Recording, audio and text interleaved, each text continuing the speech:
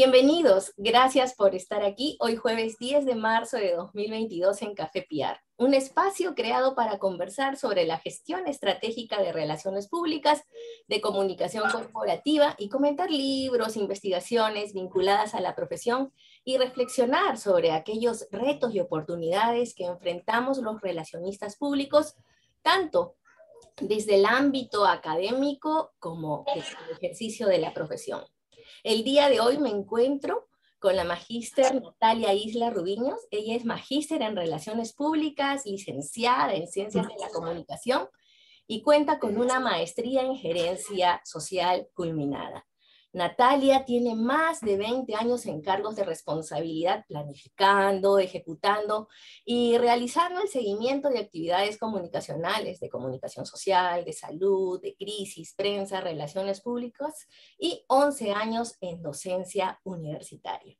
Natalia es vicedecana del Consejo Regional de Lima, del Colegio Profesional de Relacionistas Públicos del Perú, y actualmente se desempeña como jefa de la Oficina de Comunicaciones del Hospital Nacional Arzobispo Loaiza. Con ella conversaremos el día de hoy sobre relaciones públicas en los servicios de salud durante la pandemia por COVID-19. Como siempre, un agradecimiento especial a Cani Café, nuestro aliado estratégico aquí en Café PR. Bienvenida, Natalia. Muchas gracias, profesora. Para mí un honor la invitación y de verdad espero que esta charla, este compartir, porque lo veo así para todos los seguidores, sea productivo y sea algo que nos hable mucho de nuestras propias experiencias también como comunicadores, y como relacionistas públicos, porque estoy totalmente segura que todos tenemos mucho que contar, mucho de nuestras experiencias para compartir con nosotros. Gracias. Gracias a ti, Natalia, por haber aceptado nuestra invitación aquí a Café PR, porque efectivamente, como tú mencionas, no todos hemos tenido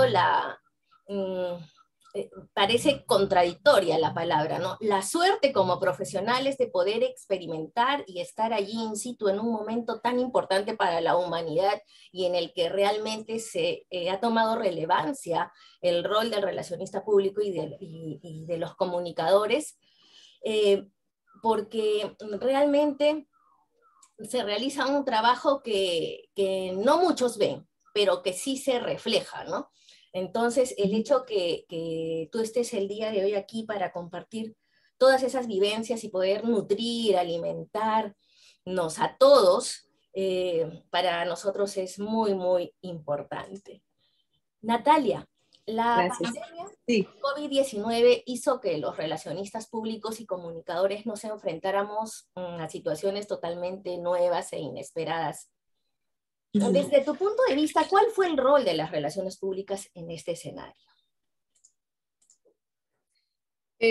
Para mí el rol más importante fue justamente integrar, ¿no? Porque si bien es cierto, nosotros también nos dedicamos a comunicar, informar, pero hay un rol importantísimo de las relaciones públicas que es integrar.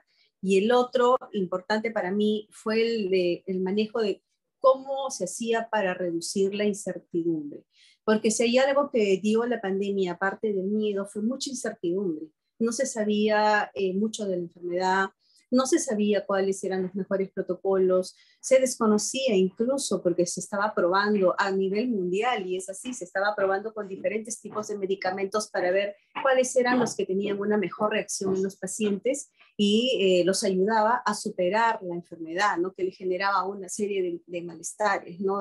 Neumonías, trombosis, varias cosas.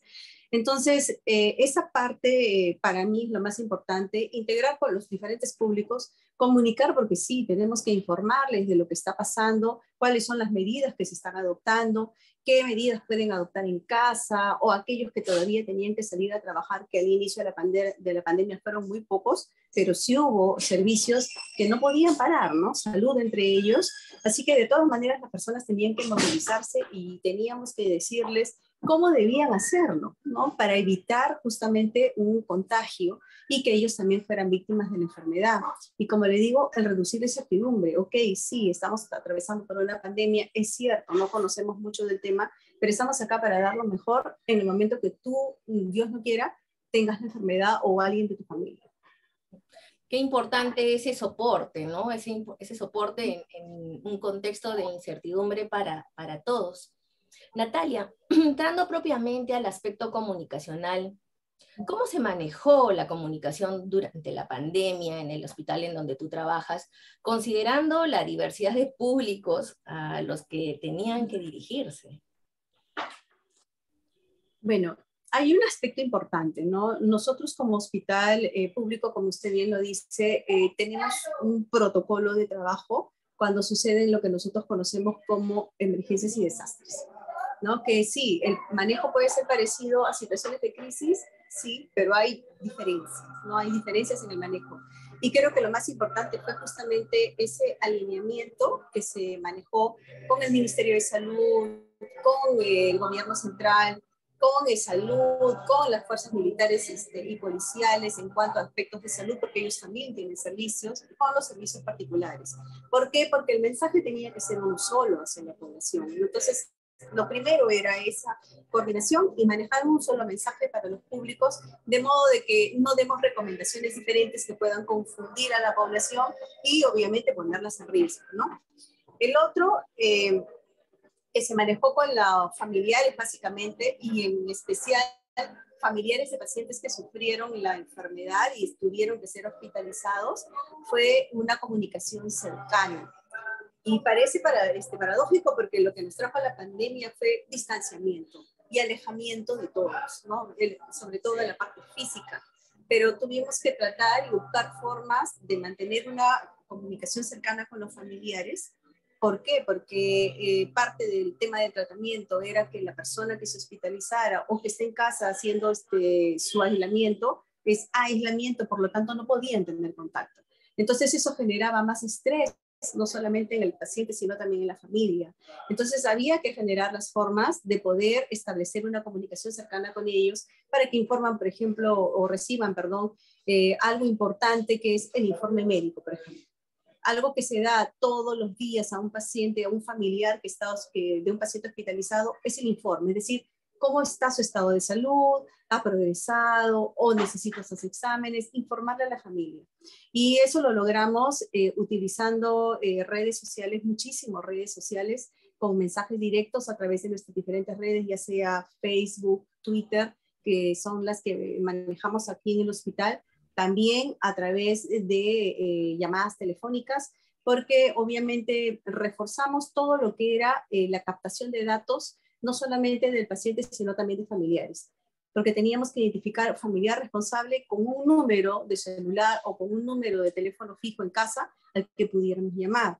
Además, había que tener en cuenta que muchas familias, al enfermarse, también caían otros familiares. Entonces, había que estar haciéndole seguimientos también a ellos y eso se hizo, como vuelvo a decir, a través de las telecomunicaciones, el internet, fue lo mejor que nos pudo suceder porque aplicamos todo lo que son las teleconsultas para poder hacer seguimiento a la familia que de repente no estaba tan complicada, pero también tenía la enfermedad, ¿no? Entonces, y cumplir con el tema de poder informarles. Eso para nosotros fue digamos, un trabajo arduo porque se formó diferentes equipos, comunicaciones, mi oficina se llama así, Oficina de Comunicaciones, tuvo el trabajo de recoger y recopilar toda esa información. Si bien es cierto al momento de ingreso, cuando un paciente ingresa por admisión, deja los datos, pero muchas veces hay un error o muchas veces la persona que vino no es el familiar directo y no deja teléfonos, entonces era trabajo nuestro con servicio social, ¿no? Con las enfermeras que estaban en puerta, con informes que está a cargo nuestro también, el personal de informes que tampoco dejó de trabajar, y ellos hacer todo este trabajito de hormiga y recabar y asegurarnos de esa comunicación con la familia, ¿no? Que eso fue algo muy importante para nosotros y para ellos también. Con los trabajadores se manejó un tema de flujos, o sea, no solamente informarles sobre la enfermedad, porque obviamente al darse el tema de la pandemia y al haber tan poco conocimiento de la enfermedad, generó también, obviamente, ciertos tipos de temores, ¿no? Y en algún momento, cuando ya se inició aquí en el Perú, también se dio la disposición de que las personas con determinadas edades o con determinadas enfermedades previas, a pesar de ser trabajadores de salud, médicos, enfermeras, técnicos, debían ir a casa, porque el riesgo de que se contagien y que pudieran pues tener consecuencias fatales era alto. por lo menos al inicio, ¿no? Ahora obviamente ha cambiado bastante, pero al inicio no. Entonces había que manejar esos temas y había también que ver qué estrategias de comunicación utilizábamos con el personal. Entonces ya no podíamos hacer reuniones, ¿no? Para mostrar cómo debías, no sé, poner un EPP o cuál era el flujo. No se podía, ¿no? Porque los protocolos lo prohibían. Entonces utilizábamos también las mismas herramientas, el Zoom, el Google Meet, N tipo de herramientas para poder hacer llegar esta información al personal y aparte también lo que son los videos, ¿no? Los videos educativos, cómo colocarse el EPP, o sea, el equipo de protección, por ejemplo, ¿no? Que si bien es cierto, siempre se usaba, mascarillas siempre se han usado para las salas de operaciones o las áreas de cuidados intensivos, pero nunca todo el equipo completo, ¿no? Los mamelucos, mandil encima, los dobles o triples guantes, las botas, o sea, y el orden en que debían ser colocados y el orden en que debían ser retirados después de salir de un área donde se había estado atendiendo a pacientes con COVID-19, justamente para evitar que se contagien en el momento de tocar las prendas. Entonces, ese tipo de trabajo también se realizó, ¿no? Y mostrarles lo que son los protocolos, es decir, el hospital se tuvo que dividir, ¿no? En áreas donde se atiende a pacientes con COVID-19 y áreas donde se atendían los pacientes que no sufrían de la enfermedad, ¿no? Porque si hay algo que nos caracterizó fue eso. Nosotros nunca dejamos de atender a pacientes con otras enfermedades que fueron priorizadas. Entonces, había que hacer todos los flujos, mandar a hacer letreros, las señalizaciones. Y lo curioso por lo que nosotros atravesamos es que en ese momento no había proveedores, porque todas las empresas también, en cumplimiento de los protocolos, la mayoría cerró, porque además todo lo que era, por ejemplo, impresiones, no era considerado un trabajo prioritario, por lo tanto, todos también fueron a casa. Así que tuvimos que volver a lo antiguo, ¿no? ¿Qué es lo antiguo, lo clásico? Pues tú construyes tu letrero. Para eso tienes tu computadora, tienes tu impresora, haces los tamaños, lo imprimes, que te ayuden los ingenieros que saben también de estos temas, y procedíamos a señalizar las zonas. ¿Para qué? Para que el trabajador sepa por dónde debe caminar y por dónde no, si es que no tenían los equipos adecuados, ¿no? Ese es otro trabajo que también se hizo con ellos. Y en cuanto a los pacientes, como mencionaba, nosotros continuamos atendiendo pacientes que no solamente venían con COVID, sino otros que tenían otras enfermedades, que son pacientes crónicos, que no pueden dejar de atenderse. Llámense pacientes con cáncer que están en quimioterapia y que la reciben aquí en el hospital, pacientes que sufren del riñón y requerían hemodiálisis, pacientes con pie diabético, o sea, hay una serie, ¿no? Pacientes que viven con VIH y necesitan, pues, el tratamiento antirretroviral, ¿no? Entonces, se crearon también las estrategias para poder continuar trabajando con ellos, y para eso se trabajó con los servicios porque ellos tenían sus bases de datos, y a través del tema de las teleconsultas se pudo hacer seguimiento a muchos de ellos y coordinar los ingresos al hospital a áreas, pues, donde no estén expuestos a la enfermedad del COVID, ¿no? Me encanta todos los ejemplos que has colocado, del trabajo que se ha hecho a nivel de los diferentes públicos, y también qué importante para los que ejercemos la docencia, y seguramente tú para tus alumnos también una experiencia maravillosa, el poder demostrarles con un hecho real que no todo es tecnología, ¿no? Que hay que hacer, uno tiene que hacer las cosas, ¿no? Por sí mismo, si es que se presenta una situación que en realidad nadie se imaginó, ¿no? Porque, claro, la tecnología nos ayuda, como nos acabas de comentar, para poder comunicarnos como canales, perfecto, pero también volvemos pues a las raíces. Entonces, creo que tienes Al inicio de... Al inicio de, ¿no? Nosotros dibujábamos, Sí, hasta dibujábamos, ¿no? Porque va a llegar, así es. quizás, no sabemos, ahora es todo tan incierto, algún momento en el que vamos a tener que volver a la tinta china, a los plumones, a las regletas, ¿no? ¿Quién sabe? Ya han pasado tantas cosas que, ¿por qué no, no? Definitivamente tienes una gran cantidad de casuística para poder compartir con todos nosotros. Qué importante. Y también otra cosa que rescato es que, claro, sí, yo sé de otros hospitales que a los pacientes crónicos no los siguieron atendiendo, no, suspendieron las atenciones y solamente por teleconsulta, pero ustedes sí siguieron con los pacientes crónicos, y eso era importante, Sí. porque cuánto temor de esas personas, de esos pacientes, de alto riesgo, ¿no? Para poder ir al hospital y poder tener esa confianza.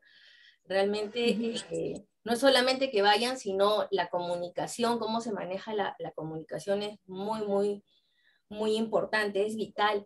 Si tuviéramos que resumir, Natalia, un poco ese diferencial de la comunicación que se ha gestionado en el contexto de la COVID-19 con las comunicaciones que se han gestionado antes u otras campañas asociadas básicamente a crisis, porque como dices, no es gestión de crisis, sino han trabajado con riesgos y desastres, ¿no?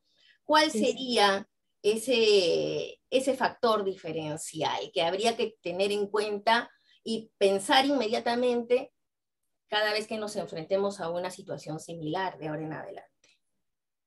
Bien, sí, dejó bastantes enseñanzas en la parte comunicacional y relacional. Y lo más importante, diría yo, por lo menos así lo he sentido durante todo este tiempo y en los momentos más álgidos más aún, es la información transparente y empática. O sea, una comunicación y un trato transparente y empático. ¿Por qué? Porque la situación era crítica. Gracias a Dios se han tomado diferentes medidas a nivel mundial y ahora sí, la pandemia todavía existe, pero no tiene los efectos que tuvo al inicio, ¿no? Pero al inicio era terrible y había pues obviamente que mantener esa transparencia con la población porque además ellos estaban acostumbrados a un contacto directo, a tener N tipos de formas de acercarse al hospital y tener comunicación con uno. Pero cuando sucedió esto y el hecho de aislarnos y alejarnos todos, nos quedó este vacío, ¿no? De cómo confío en lo que tú me estás diciendo. No cómo sé que aquella información que me estás dando es la correcta, porque la población y la gente tiene sus características, ¿no? Y tiene sus desconfianzas, se entiende. Entonces, empezamos a construir esa información transparente hacia ellos y que la sintieran así, ¿no? Que éramos transparentes con ellos. Ok, el paciente está así. ¿En qué estado está? Decirle exactamente cómo se encuentra. No tratar de maquillar nada, porque es 3 veces peor. No lo tengo al frente para poder explicarle mejor tal vez. Entonces, esa información para nosotros era importante. Y lo empático, ¿por qué? Porque estábamos todos atravesando por una situación muy dura, porque nos golpeó a todos. Todos pasamos por situaciones difíciles y era duro para las familias, era duro también para el paciente. Entonces, eso es lo que nosotros, digamos, tratamos de hacer en todas las formas de comunicación que teníamos con los familiares. Y nos parece, y me parece a mí lo más importante que rescato, ¿no? Porque si bien es cierto, a veces comunicamos, pero no trabajamos mucho a veces la parte empática, ¿no? Y en esta oportunidad se necesitó muchísimo. Es más, nosotros incluso hicimos reuniones y preparamos hasta textos que fueron evaluados por psicólogos.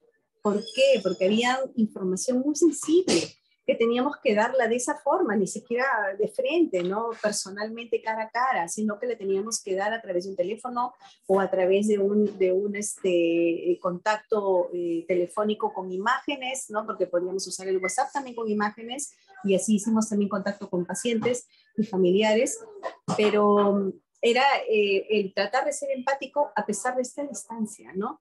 Y sobre todo tratar de comprender la emoción que estábamos generando en el otro y no poder estar cerca para poder apoyarlo, ¿no? Incluso se preparaba al paciente.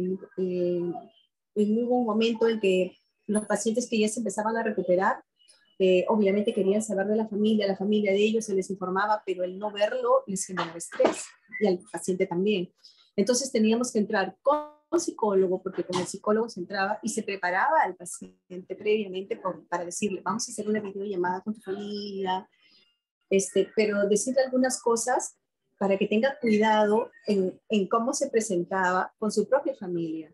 ¿Por qué? Porque la familia se asustaba, se ponía a llorar, ¿no? Entonces, en vez de ser una comunicación que de repente lo anime a ambas partes, porque ambos estaban sufriendo, podía transformarse en una comunicación que decaiga el ánimo y no queríamos eso. Entonces preparábamos al paciente con el psicólogo y otro psicólogo se encargaba de preparar a la familia, ¿no? Porque obviamente tú ibas a ver al paciente después de varios días y los efectos de la enfermedad al inicio eran muy fuertes, así que ibas a ver bastantes cambios físicos en ellos. y podía ser un poco chocante, ¿no? Pero se manejó y se implementó todo lo que era necesario implementar para poder lograr esa comunicación empática y una comunicación también muy, muy transparente, ¿no? La gente quería saber qué pasaba y quería saber qué pasaba de manera transparente. No quiero que me digas cosas bonitas para yo sentir que todo está bien. No, yo sé que las cosas están mal. Por lo tanto, por favor, dime las cosas con veracidad, dímelas con transparencia, ¿no? Y qué difícil lo que nos comentas, pero añadiéndole quizás que el paciente quería saber cómo estaba la familia y quizás la familia ya no estaba completa, ¿no? Nos pasó en más de un caso. Y era muy triste porque aquí teníamos en una sala al papá, en la otra sala a la mamá, en UCI a uno de los hijos, ¿no? Y ha habido pues casos como el que usted menciona, ¿no? Que lamentablemente fallecieron y tuvimos que hacer todo un trabajo con el paciente para prepararlo, buscar otros familiares, ¿no? Que de repente no eran los familiares directos con los que él vivía, pero tenía otros familiares, y prepararlo para el momento de decirle lo que había pasado. Y eso se daba generalmente al momento del alta. Terrible, realmente qué difícil, qué importante el trabajo que han realizado ustedes, los servidores del sector salud, porque realmente han mostrado han tenido que ir a la parte humana, ¿no? Así es. Y aquí también se evidencia en lo que nos acabas de comentar, el trabajo sinérgico, de sinergia que debe existir entre las diferentes áreas de una organización para poder lograr el objetivo, ¿no? Cuando nos comentas que trabajaban en conjunto con los psicólogos, ¿no? Cuando hablamos de sistema integrador multidisciplinario, a veces queda todo gaseoso y no nos entienden, pero acá fue algo real. No sé si es que tienes algún otro ejemplo de trabajo coordinado, así como hicieron con los psicólogos con otras áreas para poder alcanzar el objetivo que era en ese momento comunicar de manera efectiva, ¿no? Claro, o sea, otro, por ejemplo, trabajo que se ve más en la parte administrativa, ¿no? De repente no es el público, pero sí en la parte administrativa. Eh, Como la mayoría de nosotros fue a casa, fueron muy pocos los que nos quedamos a laborar, ¿no? Por diferentes condiciones que también tenían. Entonces se tuvo que hacer un trabajo bastante especial también con las áreas administrativas, porque una entidad como la nuestra no se mueve solo con la parte asistencial. Necesitamos a la parte administrativa, que es la que hace los procesos de adquisiciones, las compras tan necesarias para poder continuar con la atención a los pacientes. Y uno de los procesos más importantes justamente en época de pandemia fue la adquisición de los EPPs, los equipos de protección personal. ¿Por qué? Porque a nivel mundial escaseaban. No solamente aquí, ¿no? Todos los empresas que se encargan de producir este tipo de equipamiento la tenían como que contadito, ¿no? Entonces tenías que empezar a hablar con los clientes, ¿no? ¿Para qué? Para que por favor se comprometan a poder surtir lo que se necesitaba, ¿no? Porque no solamente el ministerio hizo compras, también lo hicimos nosotros, las propias ejecutoras, para poder proteger al personal. Y también se hizo el trabajo con el personal administrativo, porque obviamente yo estoy trabajando, sigo yendo al hospital, pero también quiero mi protección. Así que, como le explicaba, nosotros elaboramos diferentes tipos de videos y también materiales de tipo afiches, ¿no?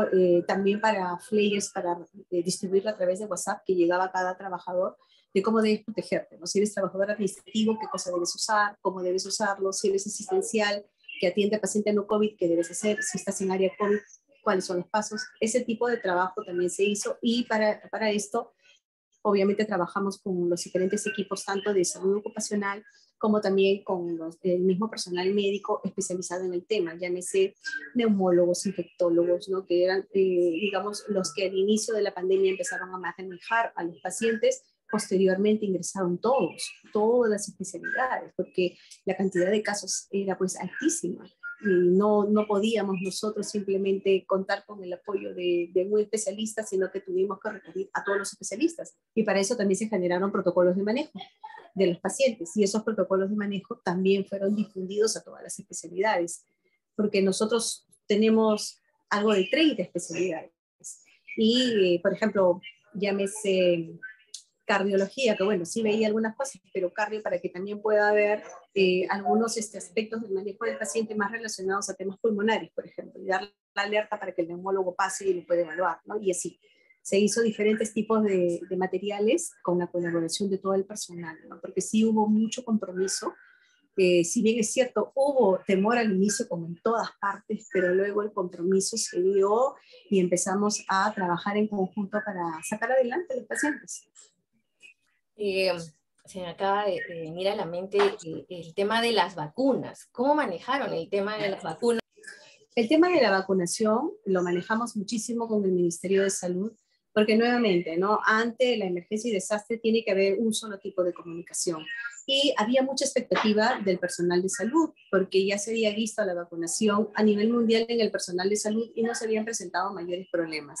Si bien es cierto, habían ciertos temores porque las vacunas habían tenido un tiempo de preparación menor a lo que normalmente tienen las vacunas, pero había mucha expectativa.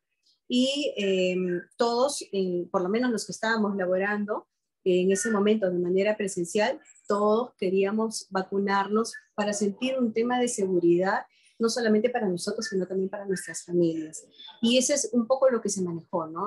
No solamente lo haces por ti, sino lo haces por aquellas personas que conviven contigo y que en algún momento podrían infectarse de la enfermedad. De esa manera te proteges tú y proteges también a tu casa, ¿no? Y a todos tus familiares. Entonces se trabajó eso y ahí se formaron equipos con salud ocupacional, con el departamento de enfermería, porque las que son pues encargadas de la vacunación son las enfermeras. Entonces se trabajó también muchísimo con ellas y se formaron equipos de trabajo, porque obviamente teníamos que acelerar la vacunación.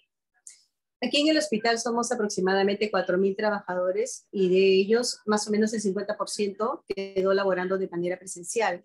Por lo tanto, para la vacunación teníamos que trabajar de manera priorizada con más de 2.000 trabajadores y además hacerlo de manera rápida. Claro que se priorizó las áreas tipo cuidados intensivos, las áreas mismas de atención de pacientes COVID, de emergencia, y luego se hizo trabajo con las áreas administrativas y otros profesionales de la salud y también de servicios generales. Pero se cumplió con todos prácticamente en una semana de trabajo, ¿no? Y eso sí, no paramos, empezábamos a las 7 de la mañana y terminábamos las jornadas a las 5 de la tarde, ¿no? Y obviamente eso también se difundía porque era como también fortalecer un poco el temor de la población hacia la vacuna, mostrándole que el personal de salud se estaba vacunando y normal, seguíamos trabajando y no había ningún malestar con nosotros ni nos había pasado nada, ¿no? Eso también un poco fortalecía el mensaje hacia la población porque ellos iban a ser los siguientes para que ellos también aceptaran la vacunación. Qué importante para generar confianza, ¿no? Qué importante esa acción para generar confianza, comunicar, ¿no? Que el personal de salud se estaba vacunando sin ningún temor. Natalia, usualmente, bueno, somos seres humanos, ¿no? Sabemos que la pandemia ya no tiene las consecuencias, ¿no? Que el coronavirus ya no tiene las consecuencias en nosotros como al inicio, ni tampoco la situación es tan crítica como al principio. Entonces, se suele pensar, o existe el antecedente, ¿no? Se suele pensar que una vez que las cosas como que se van normalizando, los esfuerzos disminuyen. ¿Qué están haciendo ustedes desde la Oficina de Comunicaciones para que todo este trabajo de concienciación sobre la prevención, sobre las medidas de bioseguridad, no decaigan, ¿no? Porque ya me pongo todo mi equipo, no hay ningún problema, pero por allí me puedo descuidar, ¿no? Entonces, ¿cómo hacer para que nuestros públicos no le quiten importancia, no le resten importancia a todas las recomendaciones que se debe comunicar aquí en Comunicación para la Salud, ¿no? Bien, ahorita nosotros continuamos todavía con los mensajes dirigidos a la población de acuerdo a cómo esté el protocolo actual, ¿no? Porque eso sí es algo importante. Si bien es cierto la población, y entiendo porque a nivel mundial se está dando, ya nos estamos un poco cansando de utilizar la mascarilla y todo, ¿no? Pero está demostrado que es la mejor protección que podemos tener hasta ahora para poder evitar un contagio.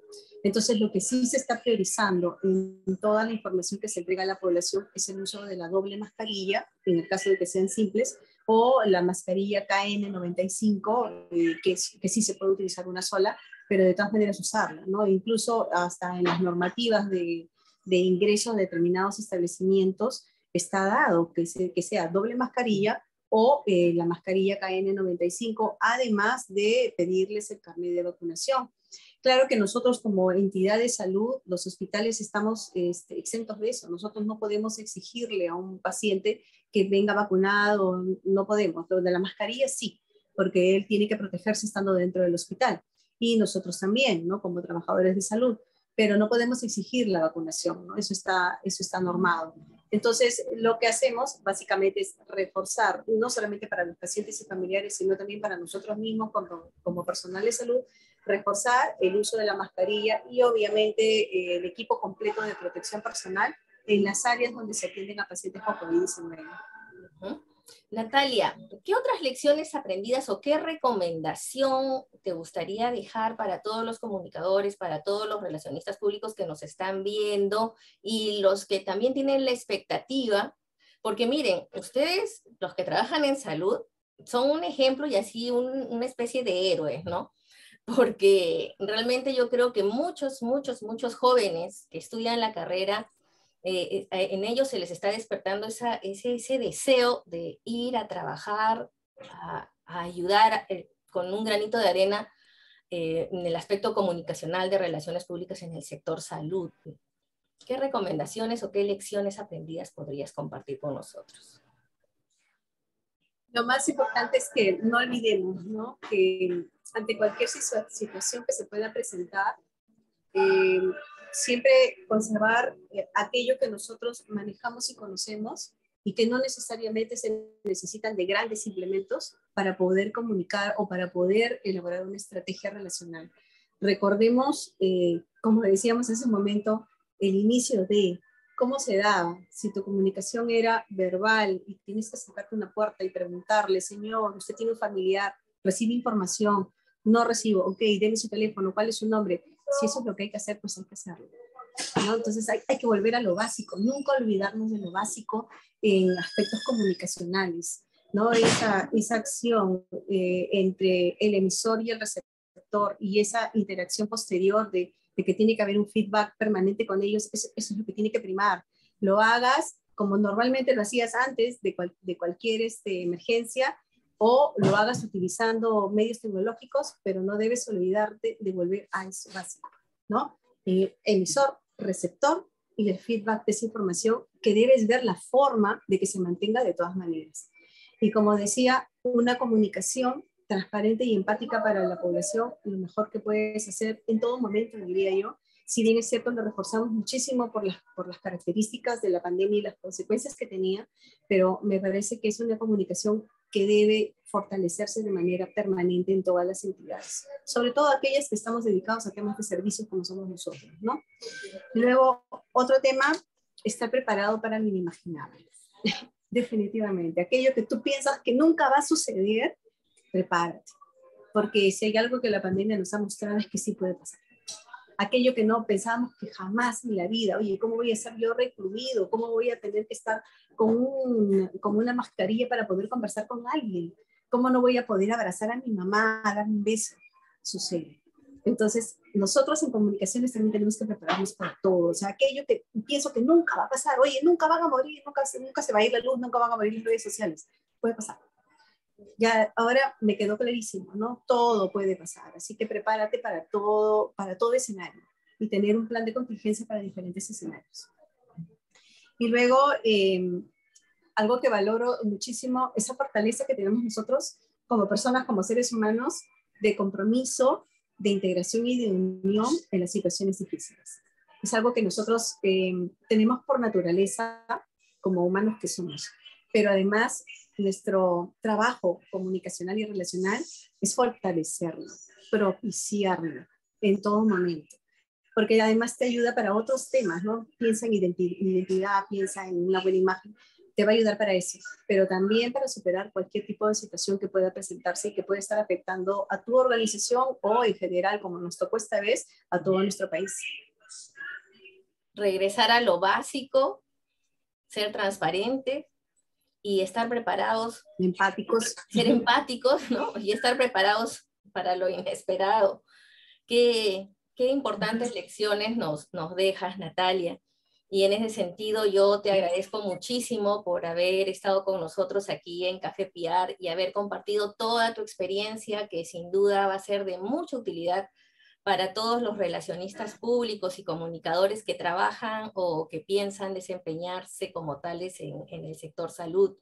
Y nuestro reconocimiento y aplauso hacia tu persona y a todos los profesionales de las relaciones públicas y de la comunicación que de manera silenciosa trabajaron y siguen trabajando en todos los establecimientos de salud públicos y privados que nunca pararon, ¿no?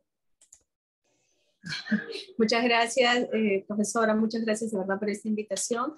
Y ha sido bonito compartir experiencias que yo creo que son útiles para todos nosotros, ¿no? Gracias a ti, Natalia. Y bueno, qué importante es realizar siempre una adecuada gestión de la comunicación en los servicios de salud y con mayor razón en este contexto de pandemia en el que todavía nos encontramos. Priorizar los mensajes, ser transparentes, ser empáticos, identificar correctamente a todos nuestros públicos, va a ser determinante para alcanzar los resultados que deseamos. Y si quieren conocer más de manera simple y clara cuáles son los campos de acción de las relaciones públicas, no olviden visitar nuestra plataforma www.solorzanocapacitacion.com, la fanpage de Marita, y ahora nuestra fanpage en Instagram de Solórzano Capacitación. Como siempre, nuevamente, un agradecimiento a Cani Café, nuestro aliado estratégico aquí en Café PR, y a ustedes, nuestros seguidores, nuestro público, que jueves a jueves nos acompañan para compartir su Café PR. Les deseo miles de bendiciones, mucha salud y nos vemos el próximo jueves, si Dios así lo permite. Chao.